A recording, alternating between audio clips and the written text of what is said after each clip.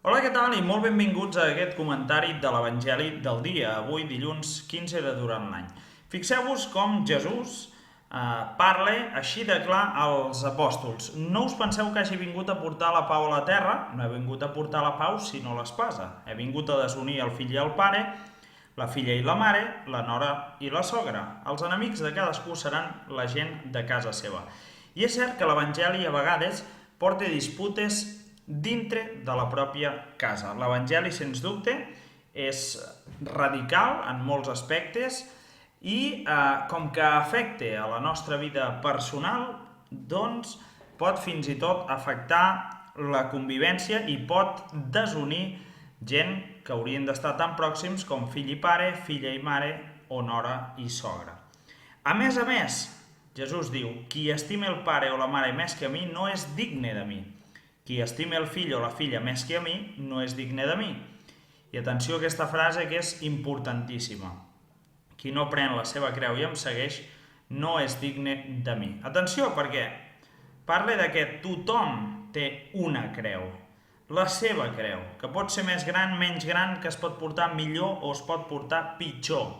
Però que si no prenem la creu que ens toca i no seguim a Jesús, són dues coses: prendre la creu, per tant, dir no al mal, dir no al pecat, i seguir a Jesús, dir sí a Jesús. És a dir, no fer el que Jesús no vol que fem, és a dir, hem d'evitar el pecat i el mal i seguir a Jesús. Si no fem aquestes dues coses, no som dignes de Jesús. És a dir, si seguim a Jesús però no prenem la nostra creu, no servirà, no serem dignes de Jesús. I tampoc, per molt que nosaltres prenguem la nostra creu, si no seguim a Jesús, tampoc serem dignes.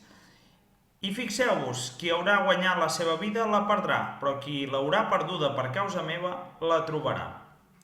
Fixem-nos què fan tants i tants apòstols de la història. La Mare Teresa de Calcuta, un exemple.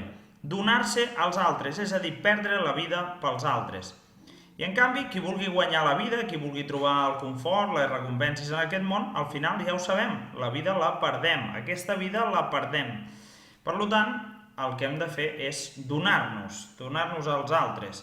I això vol dir perdre la vida per causa de Jesús. Però, si fem això, trobarem la vida per sempre, la vida de felicitat que ja podem començar a tastar en aquesta terra.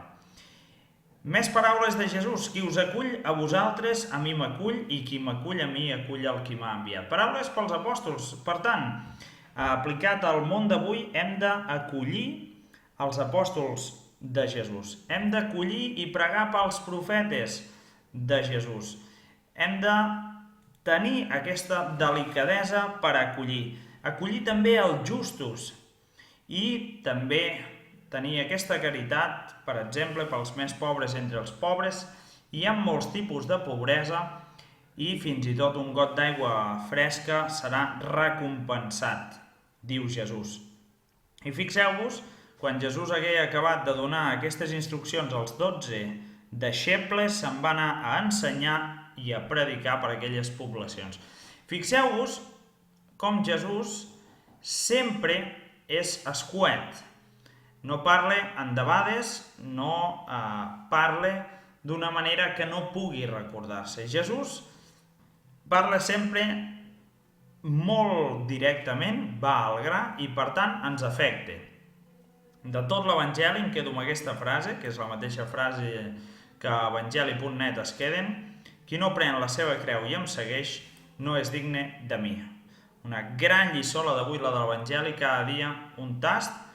Gràcies per la vostra atenció i gràcies per escoltar la secció Els laics parlen de l'Evangeli.